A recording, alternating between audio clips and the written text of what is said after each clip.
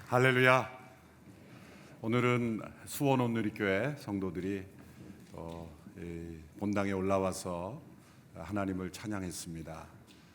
캠퍼스에서 함께 새벽 예배를 또 CGN TV로 유튜브로 함께 참여하는 모든 분들에게도 동일한 은혜와 축복이 있게 되기를 축원합니다. 하나님께서 약속하신 대로 아브라함과 사라에게 이삭이라는 아들을 주셨습니다. 그 아들을 주시기까지 25년 동안 하나님은 아브라함과 사라가 어떠한 실패, 어떠한 실수, 어떠한 삶을 살든지 상관없는 그러한 은혜로운 그러한 축복을 주셨습니다. 하나님의 은혜는 상상할 수 없습니다. 우리가 아무리 하나님의 은혜를 그 전능자의 그늘을 벗어나려고 해도 하나님께서 택하신 백성을 결코 놓치지 않으시고 버리지 아니하시고 그들을 붙드셔서 그 하나님의 그늘 아래 있도록 하시는 그 하나님의 열심, 그 하나님의 능력이 아브라함과 사라에게 나타난 것입니다. 우리가 믿음의 여정을 살아가면서 어느 한순간 착각할 때가 있습니다. 내가 지혜로워서, 내가 다른 사람보다 더 분별력이 있어서 이 믿음의 길을 걷고 있는 것처럼 순간 착각하는 것이죠. 그 착각은 반드시 교만으로 이어집니다. 하나님께서 나를 붙잡고 계신 것이지 내가 하나님을 붙잡고 계신 것이 아닙니다. 내가 아무리 열심을 다해 하나님을 찾고 하나님을 붙들고 있다고 생각할지라도 그것과 비교할 수 없는 하나님의 손이 그 능력으로 우리를 붙들고 계시기에 우리가 하나님을 붙잡을 수 있는 것이죠. 하나님께서 먼저 우리를 찾아와 주시고 붙잡아 주시지 않으면 우리는 하나님을 붙잡을 수가 없습니다. 아브라함과 사라에게 나타나는 모습이 바로 그런 모습입니다. 아브라함과 사라가 믿음의 발걸음, 믿음의 모습을 조금이라도 보였다면 그것은 그 이전에 하나님께서 이 부부에게 약속을 주시고 함께 하시고 때로 그들의 믿음의 길에서 탈선함에도 불구하고 동일하게 변함없이 그 약속을 지키시고 함께 하시는, 붙잡아 주시는 그 은혜의 손길이 있었기 때문에 아브라함과 사라가 그 믿음으로 걸어갈 수가 있는 것이죠. 그래서 창세기 12장부터 21장까지의 그 아브라함과 사라의 여정은 믿음의 부침이 있었던 기간입니다. 어느 장에서는 믿음의 모습이 나타났다가 또 어느 장에서는 불신앙의 모습이 나타나고 또 이제 거의 정상에 오른 것 같은데 또 믿음의 탈선이 나타나고 바로 그런 모습이죠. 그런데 이제 산을 오르기 전에 이 맨 산에서 가장 밑바닥에 있을 때 넘어진 것과 이제 계속 정상을 향하여 오르다가 산 중턱에서 넘어진 것과는 다른 것이죠. 또 정상 가까이서 넘어진 것은 또 다른 것이죠. 똑같은 넘어짐이지만 예전과는 다른 믿음의 세계로 이미 들어와 있는 것이죠. 그래서 우리의 삶의 때로 믿음의 넘어짐이 있을지라도 결코 낙심하지 말 것은 하나님께서 우리를 붙잡고 계시고 이제 예전과는 다른 차원의 믿음의 삶을 내가 살 수 있게 되었다는 것. 그래서 우리는 믿음의 정상을 바라보며 계속 전진하며 올라가야 한다는 것입니다.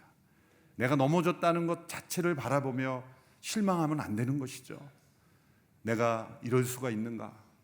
내가 이거밖에 안 되는 사람인가를 바라보는 것은 믿음에서 그 자체가 떠나는 것입니다. 그러면 뭐라고 대답해야 됩니까? 넌 원래 그런 사람이었어. 아니 그보다 더 심각한 사람이었어. 그래서 제가 늘 이렇게 말씀드린 대로 자신에게 실망하지 마십시오. 절망하십시오. 실망했다는 것은 아직 자기가 살아있다는 거예요. 내가 이거밖에 안 된 것은 자존심으로 내 자신이 스스로를 높이는 기운이 있기 때문에 그런 실망이 나오는 거예요. 그러나 절망한 사람은 자기 자신을 보고 실망하지 않아요. 실망이 깊은 것은 절망을 경험하지 못해서 그렇습니다. 우리가 하나님의 전능하신 그늘 아래 머무르는 것은 자기 자신에 대해서 완전히 절망한 사람만이 그 그늘 아래에 들어가는 거예요.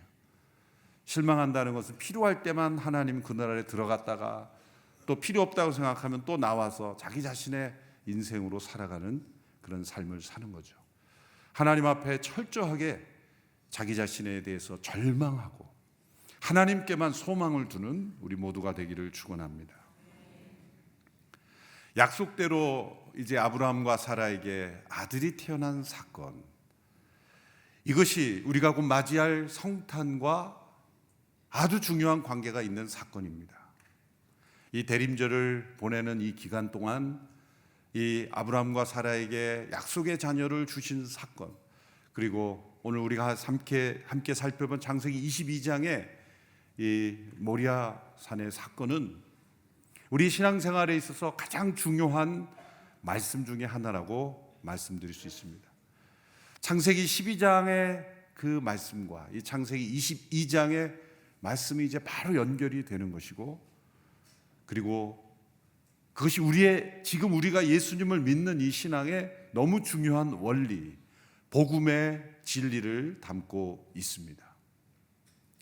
오늘 본문의 이 창세기 22장의 사건의 내용은 이 새벽에 나오시는 분들은 내용을 그래도 아시는 분이기 때문에 내용을 샅샅이 설명해 드리지는 않겠습니다.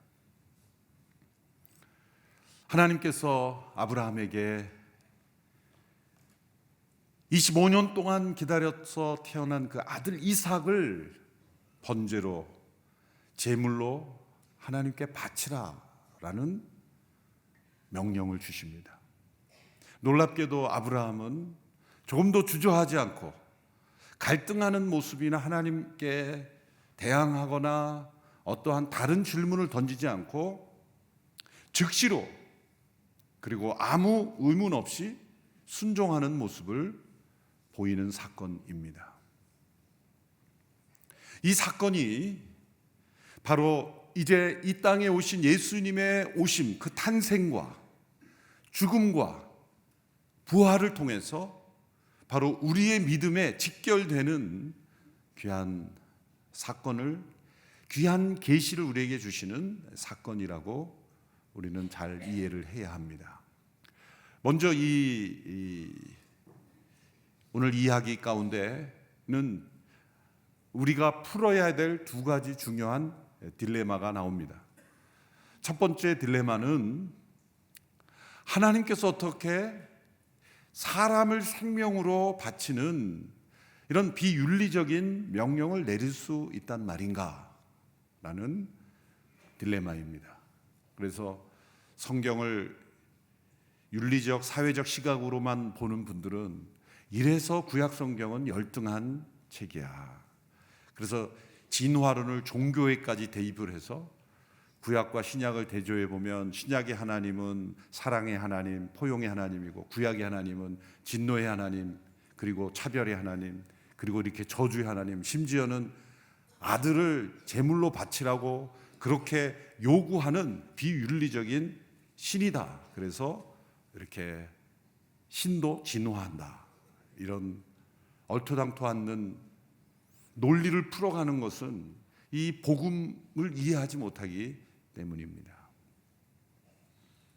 하나님께서 왜 아브라함에게 약속을 따라 주신 자녀, 25년 만에 주신 이 자녀를 왜 번제물로 바치라고 하는 것일까? 그것은 하나님께서 비윤리적인 하나님이시기 때문에 바치라고 하신 것이 아닙니다. 이 윤리 사회적으로 해석하면 그 딜레마를 절대 풀 수 없고, 또 어떤 사람들은 비교 종교적으로 문화 인류학적으로 해석하는 사람들은 이렇게 해석합니다. 당시에 고대 근동에 또 이방 종교나 우상을 섬기는 그 사람들 가운데 자녀를 제물로 바치는 그런 습관이 있었다. 분명히 있었습니다. 그래서 하나님께서 그 신들과의 비교를 통해서, 아니 하나님이 아닌, 신이 아닌 우상에게도 자식을 기꺼이 바치는데 너희가 만일 진정 나를 하나님으로 여긴다면 자식을 기꺼이 바칠 수 있는 그런 너희가 되어야 되지 않겠느냐. 그 믿음을 그렇게 시험해 보기 위해서 이삭을 바치라고 했다는 것이죠. 이것도 일리는 있고 아주 설득력 있는 해석인 것 같지만, 살아계신 하나님, 전능하신 하나님께서 우상과 경쟁하기 위해서 우상에게도 바치니 나에게도 한번 바쳐보라고 시험하였다는 것은 도무지 받아들이기 어려운 해석이죠. 그렇다면 무엇입니까? 그것은 성경 자체에 나타난 하나님의 계시와 진리에 비추어 해석을 하는 것입니다. 우리는 먼저 하나님의 명령과 하나님의 성품을 동일시하면 안 됩니다. 부모가 자녀에게 야단을 치고 벌을 준다고 할 때 그 벌을 주는 그것으로 부모의 성품을 다 해석할 수 없죠. 자녀가 오해하는 것은 그거죠. 벌을 주는 그 순간만 생각하면 부모님은 아주 못된 부모입니다. 나를 저주하고 나를 비난하는, 나를 사랑하지 않는 그런 부모라고 오해할 수 있죠. 그러나 자녀에게 화를 내는, 야단치는 그 부모의 고모습으로 부모의 전체 성품을 우리가 다 평가할 수 없듯이, 하나님의 이 명령만으로 하나님 모든 성품을 해석하는 것은 아주 심각한 오해이죠. 분명 이것은 하나님의 시험입니다. 하나님은 인간이 자신의 자녀를 제물로 바치는 것을 기뻐하신 분이 아닙니다. 그런데 왜 이런 명령을 주셨을까요? 이것은 오직 한 가지 시험입니다. 그것은 우리가 살펴본 대로 창세기 12장 1절에서 3절의 약속에 비추어서 해석해야 된다고 제가 말씀을 드린 거예요. 아브라함에게 일어나는 모든 일들은 그에게 주어진 약속, 그에게 주어진 소명을 토대로 해서 해석해야 된다는 겁니다. 그에게 주어진 부르심의 약속은 무엇입니까? 그가 땅의 모든 족속의 복의 근원이 되게 한다는 거예요. 그래서 그에게 자손을 장택케 하고 그에게 약속의 땅을 주시겠다는 거죠. 그런데 22장에 와서 그 자녀를 하나님께 번제물로 바치라고 하는 이해하기 힘든 이 명령을 주신 까닭은 무엇일까요? 그것은 하나님의 계획 속에서 이 하나님께서 12장 1절 3절에 주신 약속이 이루어지는 데 있어서는 너의 후손이, 너의 후손의 생명이 죽임을 당해야 된다는 그 계시를 주시는 겁니다. 아브라함에게 주신 그 약속은 아무 희생 없이 이루어질 수 있는 것이 아니다. 세상의 모든 족속의 복의 근원이 되는 것은 물질적으로, 세상적으로, 사회적으로 그냥 번성하게 해주고 자녀만 많아지고 또 물질적으로 부강해지고 그런 차원의 복이 아니라, 이 복은 아브라함의 후손이 죽어짐으로써, 번제물이 됨으로써 그 생명의 희생을 통해서만 복의 근원이 되는 것이다. 결국 무엇을 계시하는 겁니까? 아브라함의 후손으로 오신 예수 그리스도, 사람으로 오신 하나님의 아들이신 예수님의 번제물 되심으로 아브라함에게 주어진 이 약속이 성취된다는 것을 보여주시는 겁니다. 아브라함에게 주신 이 약속은 엄청난 대가가 요구되는 약속이라는 것입니다. 하나님께서 왜 아브라함을 택하시고 부르시고 복 주시고 복의 근원이 되게 하는 겁니까? 세상의 모든 사람들이 그저 다 잘 살게 하기 위해서가 아니라는 거죠.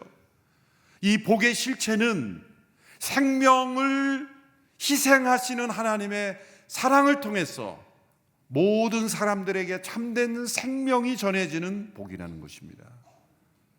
많은 자손을 주시는 것도, 또 땅을 주시는 것도, 아브라함을 부강하게 하고 창대케 하는 모든 것, 그 복의 실체는 이 땅에 속한 복이 아니라 한 생명이 죽어짐으로, 그 생명은 아브라함의 후손을 통해 나오는 생명, 그것이 아브라함에게는 지금 이삭을 바치라고 했지만 실상은 이삭이 아니라 예수님인 것이죠.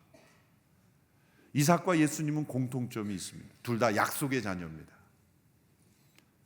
이삭도 약속을 따라 낳고 예수님도 약속을 따라 오셨습니다.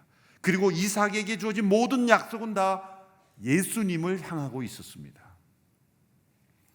이삭을 번제물로 바치라고 말씀하신 것처럼 예수님도 번제물로 드려졌습니다. 구약의 레위기의 5가지 제사가 나오죠. 레위기의 제사 제도가 확립되기 이전에 하나님께서 아브라함의 후손들이 이제 출애굽을 거쳐서 가나안 땅으로 갈 때 시내산에서 주어진 레위기 율법, 그 제사 율법을 주시기도 훨씬 전에 하나님 벌써 번제를 명령하셨어요.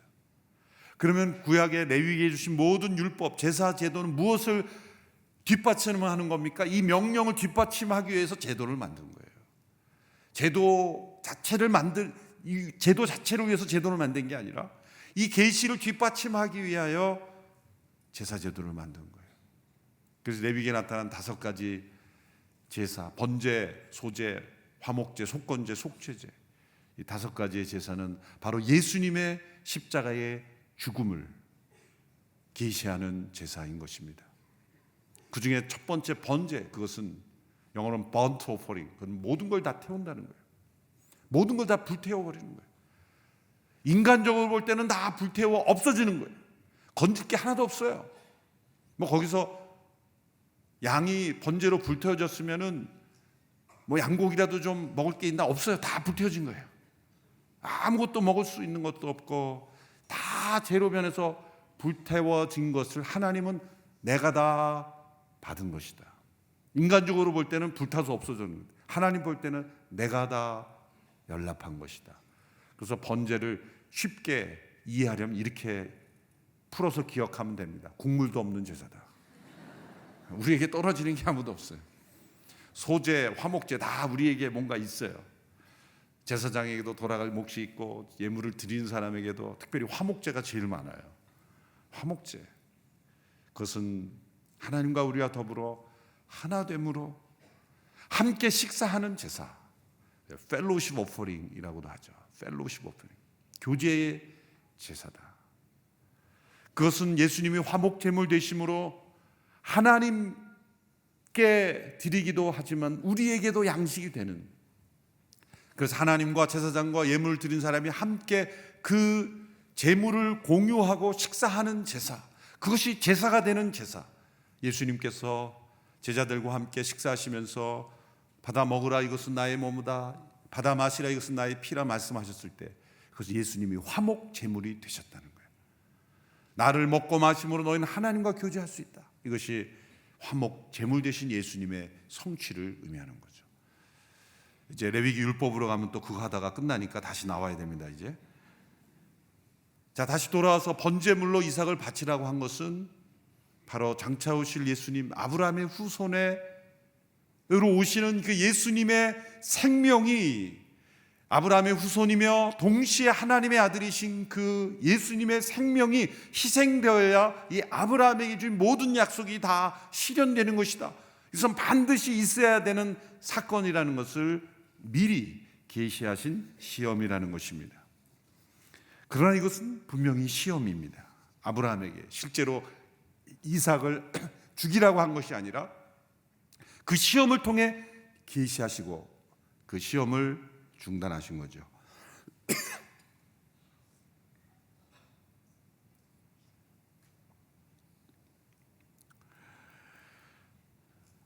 아브라함에게는 지난 25년 동안 시험이 주어졌습니다. 사실 이 시험은 하나님께서 이미 정답을 다 가르쳐 주신 시험이었습니다.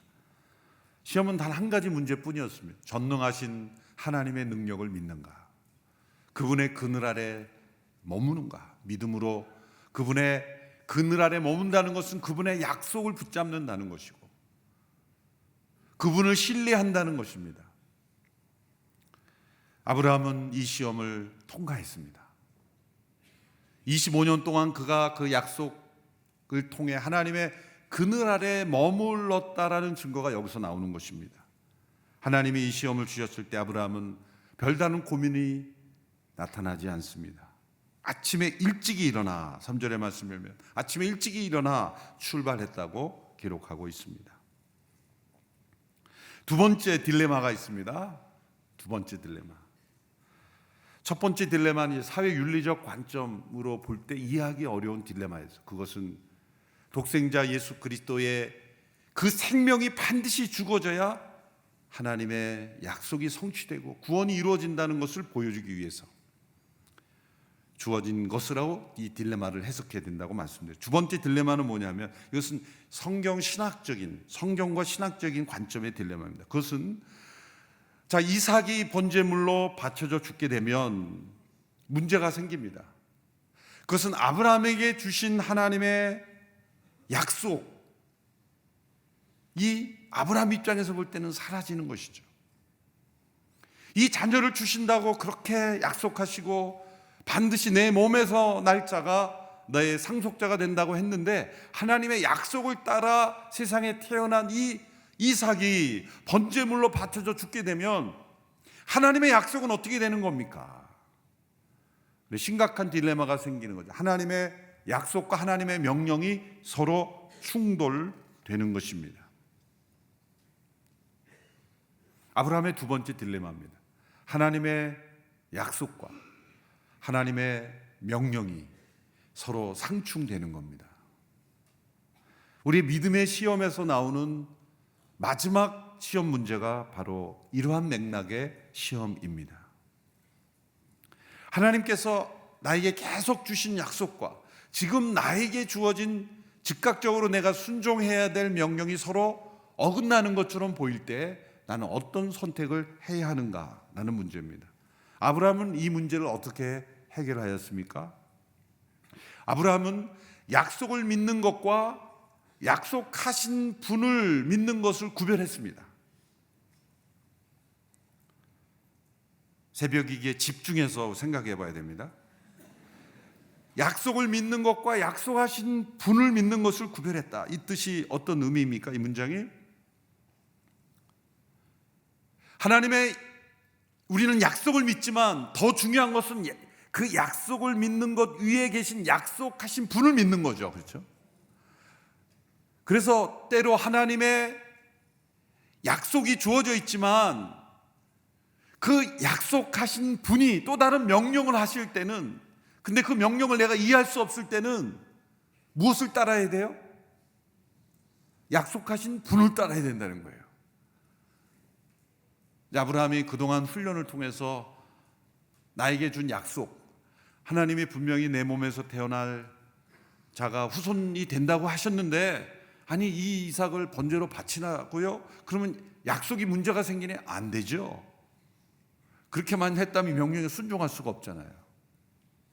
그런데 하나님의 약속과 하나님의 약속하신 분을 구별했다는 것은 하나님이 이런 약속으로 인도해 오셨지만 약속하신 분이, 나는 약속하신 분을 믿는 것이기 때문에 약속을 존중하지만 약속하신 분을 믿을 때는 그 이해할 수 없는 명령도 순종할 수 있다. 그런 딜레마를 해결한 거예요, 아브라함은. 그러지 않고는 순종할 수 없습니다. 그런 가능성의 유일한 가능성은 이삭이 너무나 미웠을 때, 이스마엘이 너무 사랑스럽고 그동안 이삭이 눈에 가시였어요. 그래서 이 이삭 때문에 이스마엘이 늘 그냥 상처 입고 그런 걸 보면서 참다 하나님 말씀하시니까 아이고 잘 됐다, 이삭을 제거해야 될 때가 됐다. 그런 마음이 아닌 이상은 제가 말씀드린 이 딜레마가 분명히 있었다는 거죠.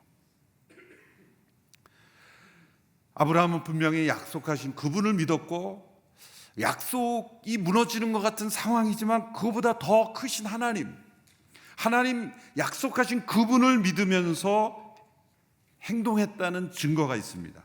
두 가지 증거가 나타나는데 첫 번째는 5절에 나타납니다. 5절의 말씀 우리 같이 읽겠습니다. 시작. 그가 한인들에게 말했습니다. 너희는 나귀를 데리고 여기 있으라. 나와 아이는 저기 가서 경배한 다음 너희에게 함께 돌아오겠다. 여기서 밑줄을 쳐야 된다는 단어가 함께. 아브라함과 이삭과 가는데 함께 돌아오겠다. 자, 다른 하인들과 함께 돌아오겠다고 한 것이 아니라 하인들에게 너희는 여기 있으라 그랬죠. 하인들은 다 두고 아브라함과 이삭만 둘이, 아버지와 아들이 올라가면서 함께 돌아오겠다. 아브라함은 약속을 믿었을 뿐만 아니라 약속하신 그분을 믿었고, 이 둘이 지금 충돌이 되지만, 하나님의 명령과 약속이 충돌이 되지만 하나님의 약속은 어떻게 되든지 이루어질 것이다 라는 믿음도 있었다는 거예요. 참 놀라운 믿음입니다. 약속하신 분이 주신 명령이기에 이 명령과 약속이 내가 생각할 때는 서로 충돌이 되어서 이 명령에 내가 순종할 수 없지만, 이 약속이 이루어진 것을 내 경험을 통해 체험했으니 지금 주시는 명령도 이 약속과 맥락을 같이 하는 어떤 명령일 것이다. 이성적으로는 충돌이 되어 보면 나에게는 충돌이 되지만 하나님께는 조금 더 충돌이 되지 않을 수 있다는 거죠. 왜? 약속하신 분을 믿기에. 또한 약속도 이루어질 것이다. 그래서 종들에게 함께 돌아오겠다.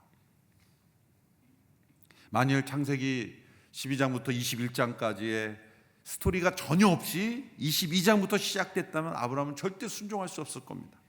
이런 차원의 믿음을 이해할 수 없었을 겁니다. 그동안의 믿음의 시험의 연단의 과정을 통해 아브라함은 한 차원 다른 차원의 믿음의 세계로 들어간 것이 분명합니다. 두 번째, 아브라함이 하나님의 약속뿐만 아니라 약속하신 분을 믿었다는 증거는 이삭의 질문에 대한 대답에서 나옵니다. 22장 7절에서 8절의 말씀 우리 같이 읽습니다. 시작. 이삭이 자기 아버지 아브라함에게 말을 걸었습니다. 아버지 아브라함이 대답했습니다. 왜 그러느냐 내 아들아. 이삭이 말했습니다. 불과 나무는 여기 있는데 번제로 드릴 양은 어디 있느냐. 아브라함이 대답했습니다. 내 아들아, 번제로 드릴 양은 하나님께서 친히 준비하실 것이다. 두 사람은 함께 계속 길을 갔습니다. 이삭이 질문합니다. 아버지, 재물은 어디 있습니까? 그래, 너다. 그러고 대답할 수 싶었겠지만 미안하지만 너다, 너. 그렇게 대답하고 싶었겠지만 아브라함이 얼마나 마음이 뜨끔했을까요? 불과 나무는 여기 있는데 번제로 드릴 양은 어디 있느냐. 자, 이 순간 아브라함은 믿음으로 선포한 거예요. 하나님께서 친히 준비하신 것이다. 기가 막힌 믿음의 대답이죠. 여러분, 앞이 보이지 않을 때, 내가 지금 처한 상황, 지금 하나님의 약속을 따라 전능자의 그늘 아래 머무는 믿음의 삶을 살았는데 때로 앞이 보이지 않을 때 우리가 담대하게 선언할 수 있는 것은 이 아브라함의 대답이에요. 여호와께서 친히 준비하실 것이다. 이 놀라운 믿음의 고백이에요. 이 믿음을 배워야 된다는 거예요. 마지막 부분에 여호와 이레라는 단어가 여기 이 장면에서 나오죠. 여호와 이레라는 것은 히브리어로 이르아라는 건 보고 계시다는 거예요. 하나님이 보고 계시다. 이 모든 상황을. 약속하신 분이 약속만 주신 게 아니라 약속하신 분이 지금 이 상황을 보고 계시기에 하나님께서 말씀하신 대로 순종하는 나의 이 상황을 보고 이 딜레마를 보고 계시기 때문에 아들이 번제할 어린 양은 어디 있습니까? 그럴 때 담대하게 대답한 겁니다. 어떻게 될지 모르면서도 하나님께서 친히 준비하시리라. 담대한 믿음의 고백입니다. 이삭을 번제로 바친다면 하나님의 약속은 무너지는 것입니다. 그런데 왜 하나님의 약속을 무너뜨리는 행동을 하라고 명령하실까요? 이 중요한 두 번째 딜레마. 그것을 아브라함이 어떻게 믿음으로 이렇게 말할 수 있을까라는 것을 놀랍게도 신약 성경에서 성령님께서 해석해 주십니다. 성령님께서 히브리서의 말씀을 통해 해석해 주시는데 히브리서 11장 17절에서 19절의 말씀 우리 같이 읽어보겠습니다. 히브리 11장 17, 19절 시작. 믿음으로 아브라함은 시험을 받을 때 이삭을 바쳤습니다. 그는 약속들을 받은 사람이면서도 자기 외아들을 기꺼이 바치려 했습니다. 하나님께서 전에 말씀하시기를 내 자손이라고 불릴 사람은 이삭으로 말미암을 것이다 라고 하셨습니다. 아브라함은 하나님께서 죽은 사람도 살리실 수 있다고 생각했습니다. 그러므로 비유로 말하자면 그는 이삭을 죽은 사람들로부터 돌려받은 것입니다. 자, 이 구절이 중요합니다. 19절에 자막을 띄워주시면 하나님께서 죽은 사람도 살리실 수 있다고 생각했다는 거예요. 우리말에서는 생각했다 그러는데 개역개정에서는 믿었다고 번역을 했습니다.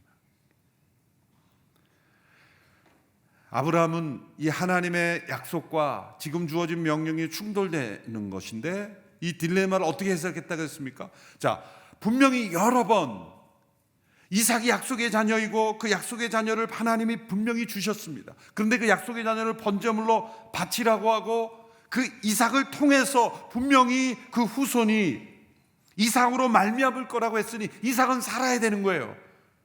그러면 하나님께서 번제로 죽이라고 말씀하셨는데 이삭은 살아야 된다면 뭐예요? 유일한 길은 죽었다가 사는 길밖에 없는 거예요. 그렇지 않습니까? 그래서 아브라함은 내다보는 믿음을 가질 수 있게 된 거예요.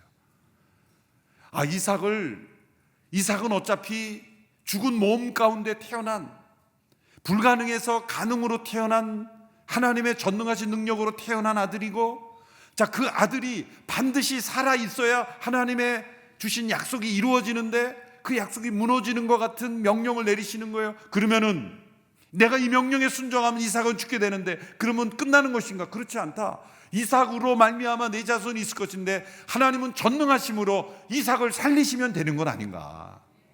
그러면 이 모든 딜레마가 풀어지는 거죠. 제 설명을 듣고 더 딜레마에 빠지는 분이 없게 되기를 바랍니다. 딜레마라 그랬는데 목사의 설명이 더 어렵게 됐다라고 말할 수도 있지만 다시 한번 이 말씀을 깊이 생각해 보십시오. 하나님은 죽은 사람을 다시 살리실 수 있는 줄로 믿었다. 그러면 딜레마가 아무것도 없게 되는 거예요. 다시 정리하면 첫 번째 딜레마는 뭐였어요? 왜 인간의 생명을, 그것도 자식의 생명을 번제물로 바치라고 하는가? 그것은 실제로 사람이시며 하나님의 아들이신 하나님의 자녀인 예수 그리스도의 생명이 바쳐져야만 이 아브라함의 약속이 이루어진다. 그것은 십자가를 계시하는, 온 인류의 죄를 대속하여 죽으시는 예수님의 십자가를 계시하는 시험이었습니다. 두 번째로 이 시험은, 두 번째 딜레마, 그래서 하나님의 약속과 명령이 상충되어 이삭이 죽으면 하나님의 약속이 없어지는 것 같은 딜레마는 어떤 해결이 됩니까? 그것은 하나님께서는 이삭이 죽임을 당할지라도 다시 살리실 수 있는 하나님이시기에 하나님의 명령과 약속은 충돌되지 않는다. 이것은 부활에 대한 믿음을 계시해 주신 거예요. 그래서 이 사건에 나타난 두 가지 딜레마는, 하나는 그리스도의 십자가를 계시하는 것이요, 또 하나는 예수님의 부활을 계시함으로써 하나님께서 아브라함에게 주신 약속이 이 세상 가운데 이루어진다는 것을 보여주는 시험인 것입니다. 그러므로 이 시험은 너무나 중요한 시험이었습니다. 아브라함이 명령대로 그 번제로 이삭을 바치려고 칼을 들었을 때 그것은 완전한 순종이었습니다. 그때 천사가 나타납니다. 22장 12절 시작. 천사가 말했습니다. 그 아이에게 손대지 마라. 그에게 아무것도 하지 마라. 내가 내 아들 곧 내 외아들까지도 내게 아끼지 않았으니 이제 내가 하나님 경외하는 것을 내가 알았노라. 아브라함이 믿음의 시험에서 패스했습니다. 이 믿음의 시험은 아브라함의 후손으로 올 예수 그리스도, 그분의 십자가와 부활을 통해 온 인류를 구원하시는 하나님의 구원 계획이 이루어지는 시험이었습니다. 그런데 여기서 이제 그러면 사건이 끝난 것인가? 그렇지 않습니다. 우리가 주일학교 때 이 장면을 드라마로 하면 여기가 클라이막스예요. 그래서 막 부들부들 떨면서 이렇게 눈물을 글썽이면서 막, 그리고 아버지 왜 그러세요? 그러면서 아들이 막 이러면서, 그때 근데 빨리 천사가 나와야 되는데 안 나와가지고 계속 떨고 있다가 이렇게 막 그런 장면이 있죠. 천사가 왜 안 나오나 그러다는데 천사가 드디어 나왔어요. 그래서 이제 모든 긴장이 끝나고 이제야 내가 경외한 줄 알았노라. 그리고 해피엔딩으로 끝났다. 그게 아닙니다. 사실 거기서 끝나면 이게 제일 중요한 사건을 잃어버리는 거예요. 가장 중요한 시험은 이제 이 시험이 하나님의 계시로, 예언으로 역할이 변화되어서 아브라함이 믿음의 고백을 했죠. 예언적 고백을 한 게 성령님의 감동이에요. 번제할 어린 양은 하나님께서 친히 준비하시리라. 아브라함은 이 이삭의 질문 앞에 당황하여 성령의 감동을 따라 선포했는데 진짜 하나님이 준비하신 거예요. 창세기 22장 13절의 말씀을 보십시오. 시작. 아브라함이 눈을 들어보니 순양 한 마리가 덤불에 뿔이 걸려 있었습니다. 아브라함은 가서 그 양을 잡아 자기 아들 대신 번제물로 드렸습니다. 여기서 중요한 단어가 대신. 하나님이 준비하신 이 순양 한 마리가 아들 대신 번제물로 드려졌다. 이러므로 하나님께서 요구하신 모든 명령도 다 이루어졌고 하나님의 약속도 다 이루어졌고 아브라함도 다 순종으로 모든 것이 다 끝난 거예요. 하나님과 아브라함 편 어느 편도 부족함이 없이 하나님의 명령과 약속도 다 이루어지고 아브라함 편에서 하나님께 드려야 될 경외와 순종도 다 이루어진 겁니다. 하나님이 준비하신 어린 양이 약속의 자녀 이삭을 대신하여 번제물이 되신 것, 이것이 하나님의 이 시험의 마지막 클라이막스예요. 아브라함의 순종이 클라이막스가 아니라 하나님이 준비하신 제물이 대신 죽임 당하는 것, 이것이 클라이막스예요. 예수님이 바로 약속의 자녀들을 대신하여 죽으신 하나님의 어린 양이시기 때문이죠. 이때 등장한 하나님이 준비한 어린 양은 장차 오실 어린 양 예수 그리스도를 예표하는 어린 양입니다. 세례 요한이 예수님을 바라보고 보라 하나님의 어린 양이다, 세상 죄를 지고 가는 하나님의 어린 양이라고 할 때 그 바로 그 어린 양이 이때 나타난 것이죠. 이삭 대신 하나님이 준비하신 어린 양이 대신 죽임 당함으로 이삭은 죽임 당한 겁니다.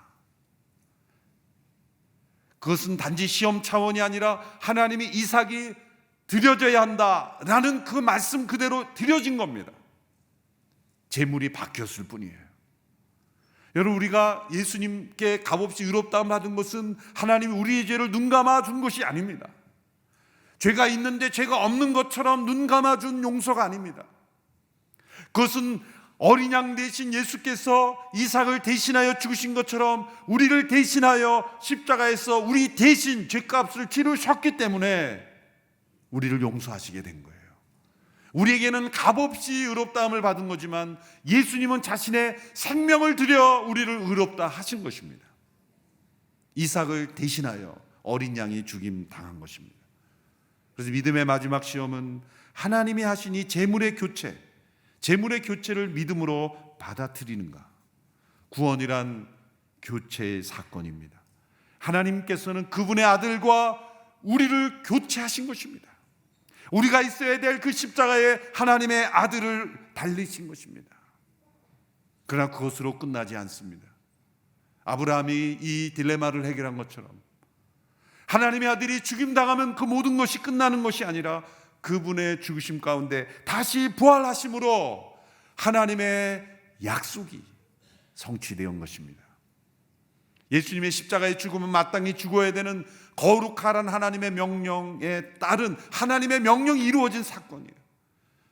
하나님의 공의가 요구하는 하나님의 명령, 거룩해야만 하는 그 하나님의 율법 앞에 우리에게 필요한 의를 이루기 위해서 예수님은 죽으셔야만 합니다.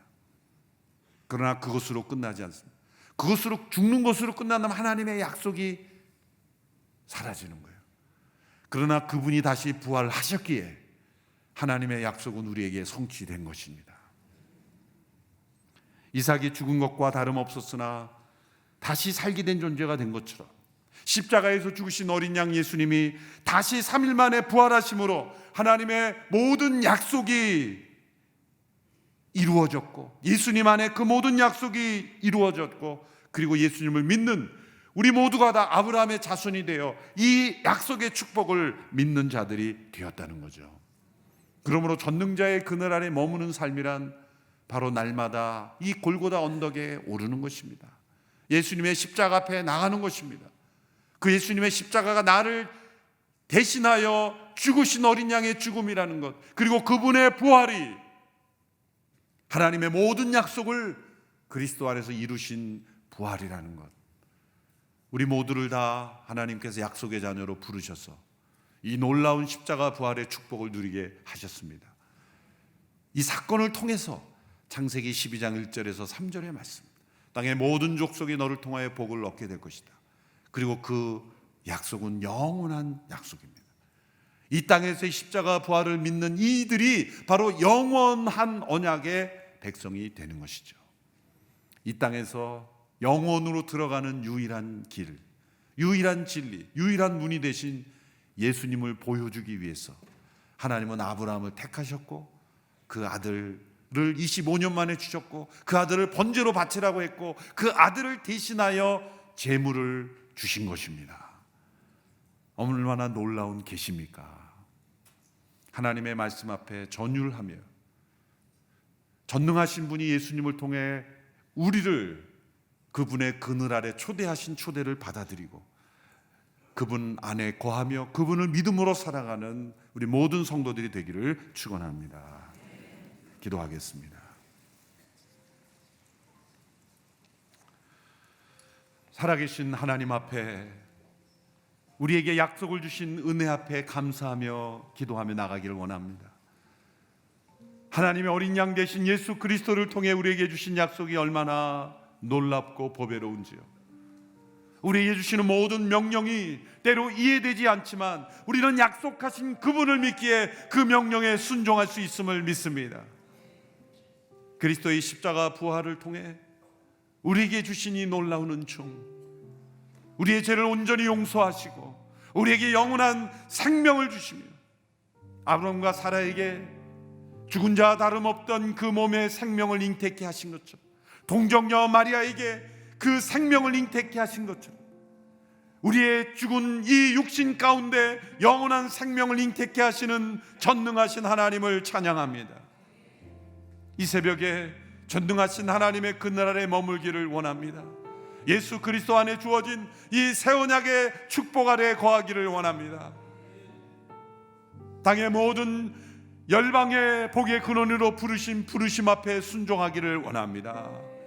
주여, 나의 삶이, 우리의 가정이 하나님의 전능자의 그늘 아래 머물게 되기를 원합니다. 합심하여 함께 기도하며 나가겠습니다. 살아계신 하나님 아버지, 아브라함의 생애를 통해 우리를 전능자의 그늘 아래 초대하시니 감사합니다. 약속을 주시고 그 약속을 신실하게 이루시며 때로 우리가 이해할 수 없는 하나님의 명령 앞에도 이제 순종할 수 있는 믿음의 삶을 허락하시니 감사합니다.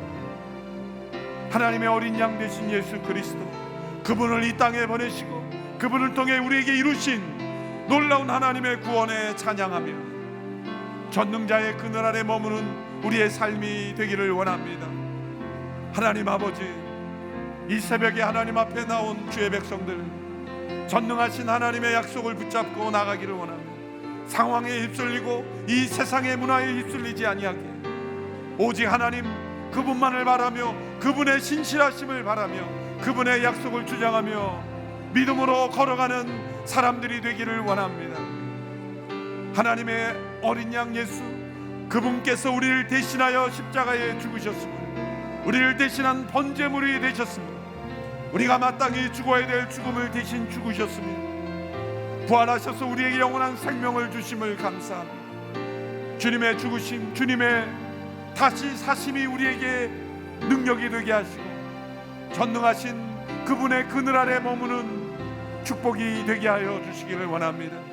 이 새벽에 나와 기도하는 모든 주의 백성들에게 함께 하시사 주님의 그늘 아래 머물게 하여 주시옵소서.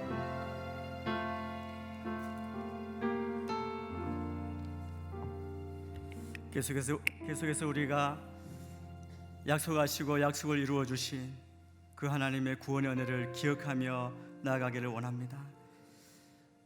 약속을 주신 그분을 믿는 믿음이 우리 안에 있게 하여 주시옵소서. 그 아들을 보내셔서 우리를 구원하시고 다시 살리신 주님 오신 그 성탄을 우리가 기뻐하며 주님께 우리의 온전한 구원을 두고 소망을 두고 나아가는 우리 가운데 아브라함이 하나님께서 친히 준비하시리라 그 믿음을 주셨던 것처럼 하나님 우리 안에 그 믿음의 고백이 있게 하여 주시옵소서. 앞이 보이지 않는 그 상황 가운데 끝이 보이지 않을 것 같은 우리의 그런 걸음 가운데 이 믿음이 우리를 살릴 수 있음을 믿습니다. 우리를 살리시고 그 그늘 아래 쉬게 하시는 그 하나님 우리가 바라보기를 원합니다. 이 시간 우리의 마음 가운데 또 우리의 삶 가운데 어렵고 지치고 실망하게 하는 우리의 모든 것들, 실망을 넘어 절망 가운데 그러나 하나님이 살리시는 그 은혜의 손을 의지하며 나아가는 우리의 삶이 되게 인도하여 주시옵소서. 우리를 붙들어 주시옵소서. 우리 안에 그 믿음 부어 주시옵소서. 성령으로 충만케 하여 주옵소서. 오직 예수 그리스도만 의지하며 나아가는 우리의 삶이 되게 하여 주시옵소서. 주여 한번 외치고 같이 한번 기도하겠습니다.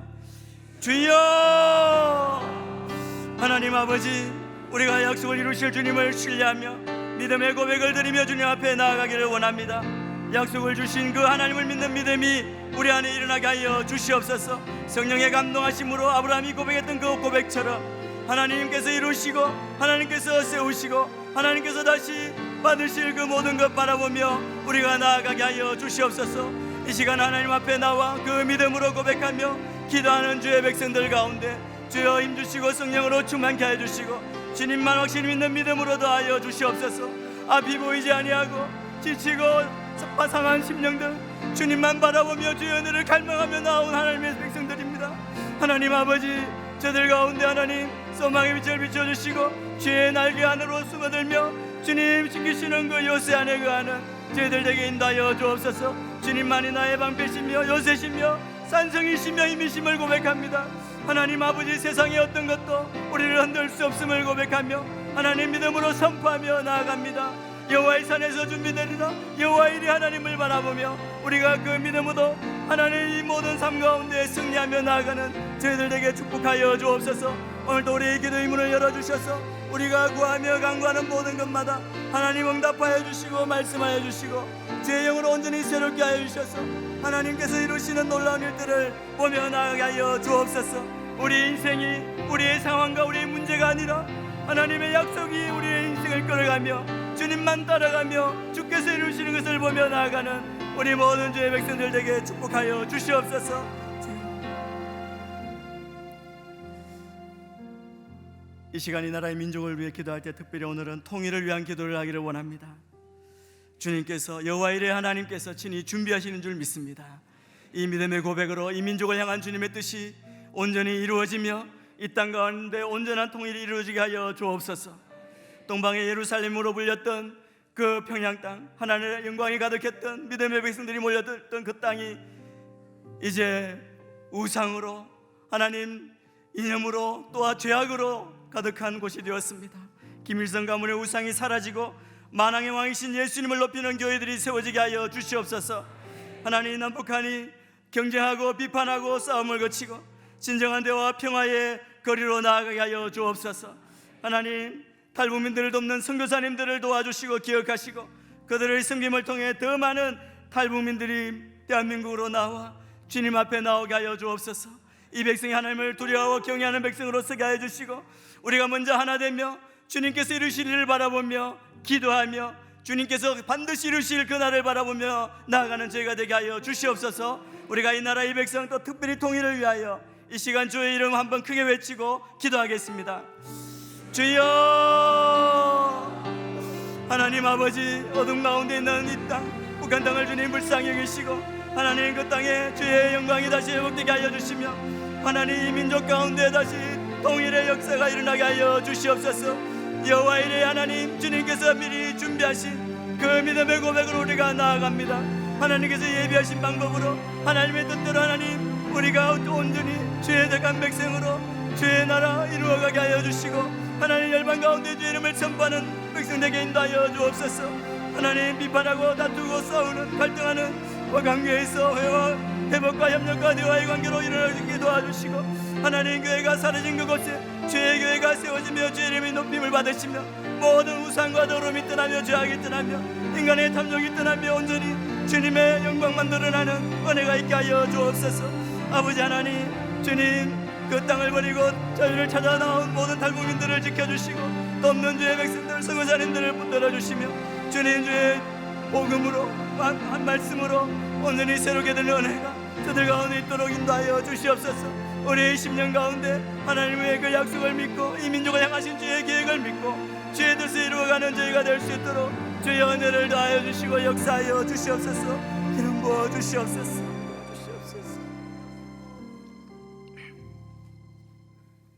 이 나라의 민족을 위해서 우리가 마지막으로 한번 기도하겠습니다.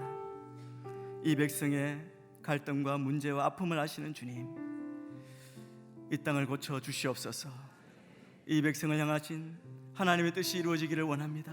약속하신 대로 이루실 것을 믿는 믿음으로 고백하고 나아가는 저희가 되게 하여 주시옵소서. 우리 믿는 자들이 이 땅 가운데 빛으로 소금으로 쓰임받게 하여 주시옵소서. 이 백성이 거룩하고 정직한 백성으로 서게 하여 주시옵소서. 이 땅의 모든 죄악과 어둠이 물러가게 하여 주옵소서. 이 백성이 하나님을 경외하는 백성 되게 하여 주옵소서.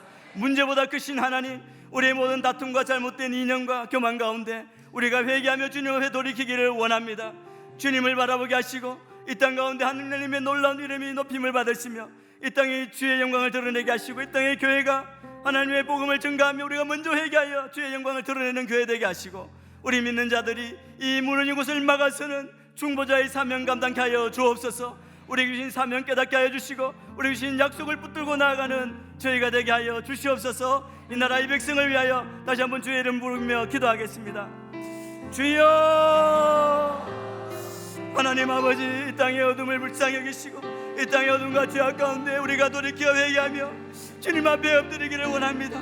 이 땅을 고쳐주시고 우리를 고쳐주시옵소서.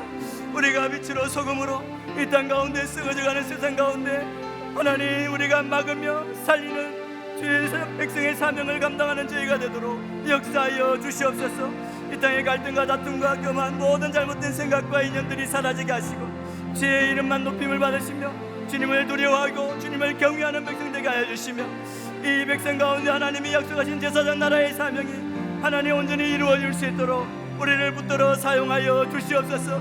이 새벽에 이 나라의 백성을 기도할 때 주님 들어주시고 미리 준비하신 여호와의 하나님 주께서 준비하신 대로 이 백성이 회복되게 하여 주옵소서. 경제적으로 정치적으로 어려운 가운데 있는 이 백성이 회개의 하나님의 은혜를 구하게 하여 주시고 주님 회복되게 하시고 다시 한번 부흥을 경험케 하여 주시옵소서.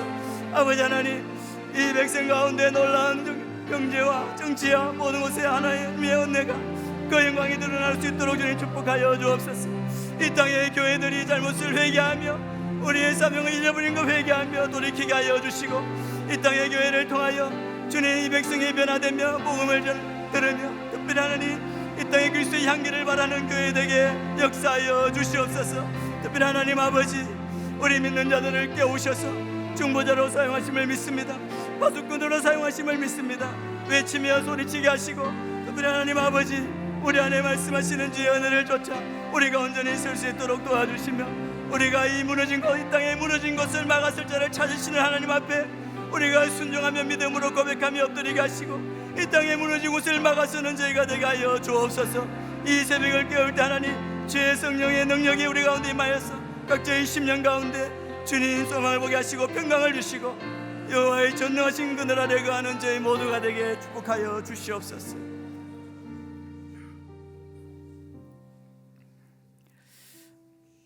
하나님 아버지, 우리에게 주신 약속을 우리가 붙들고 약속을 주신 전능하신 하나님 그분만 신뢰하며 나아가는 저희가 되게 인도하여 주시옵소서. 하나님 그 약속을 이루심을 믿습니다. 특별히 우리 안에 믿음으로 따라가며 예수 그리스도를 바라보며 예수 그리스도가 허락하신 그 구원의 은혜 가운데 우리가 참 승리의 삶을 살아가는 저희 모두가 되게 인도하여 주옵소서. 이 땅의 통일을 위해 기도합니다. 하나님, 친히 준비하신 그 방법대로 이루어질 것을 믿는 믿음으로 나아갑니다. 주님, 이 땅이 주님께로 돌아오며 하나님 앞에 온전히 영광 돌리며 주님을 예배하는 백성 되게 하여 주시옵소서. 이 나라 이 백성을 위해 기도할 때 우리 믿는 자들이 깨어 기도하게 하시고 무너진 곳을 막아설 자를 찾으시는 하나님 앞에 우리가 믿음으로 고백하며 주께서 이루실 것을 바라보며 막아서서 중반은 우리 각자가 되게 역사하여 주옵소서. 이 땅을 고쳐주시고 우리 가운데 약속하시는 대로 이루실 그 주님만 바라보며 나아가는 주의 백성들 되도록 인도하여 주옵소서. 이제는 우리 주 예수 그리스도의 크신 은혜와 하나님 아버지의 크고 놀라우신 사랑과 성령님의 위로 교통하심이 약속하신 전능하신 하나님만 믿으며 그 약속을 이루시기를 믿고 순종하며 믿음으로 가기로 원하는, 그래요 전능하신 하나님의 그 그늘 안에 날개 아래 쉬기를 원하는 이 자리에 있는 모든 주의 백성들 머리 위에, 저들의 자녀와 가정과 생업 위에, 주의 몸된 교회 위에, 이 나라 이 민족 가운데 북한 땅 위에 선교사님들 위에 지금부터 영원까지 함께 하시기를 간절히 축원하옵나이다. 아멘.